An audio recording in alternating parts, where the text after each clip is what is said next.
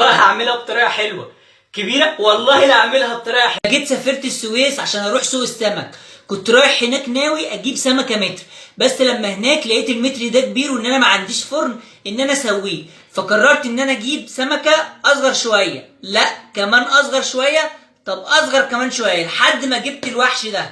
اكسبلور ولايك ومتابعه، وتعالوا نشوف بقى هنعمل ايه في الوحش ده يا نجوم الكون. اوعى للكبير، اوعى للكبير، السمكه هتعضك. اوعى بقى يا عم الحاج. نعمل بقى التتبيله الشقيه. اول حاجه مستردة. بالنسبه لحجم السمكه دي يبقى 4 معالق فلفل مطحون بقى من التوم حلوين كده يا حبيب قلبي. ادي بقى ليمون كتير قوي قوي، كمون، كزبره، ملح. قلب بقى التتبيله الجباره كلها في بعض. هبتدي بقى ان انا انزل بالتتبيله كده بعد ما غسلت السمكه وقطعت راسها، وهعمل لها مساج بقى من بره ومن جوه يا حبيب قلبي. حاجه روعه روعه روعه روعه. وكمان هبتدي اعمل عمليه تدليك من جوه عشان تبقى شمعه فله منوره. اللي بقيت يا معلمين كرفس، فلفل رومي، بصل، طماطم، وهقلبهم كويس جدا. وبعد ساعتين من التتبيله هحشي سمكه التونه العنيده.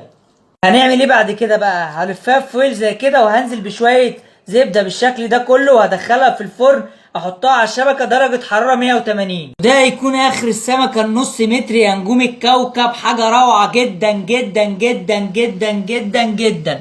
اكسبلور ولايك ومتابعه، وعايزكم تكتبوا لي السمكه دي في بلدكم بتسموها ايه.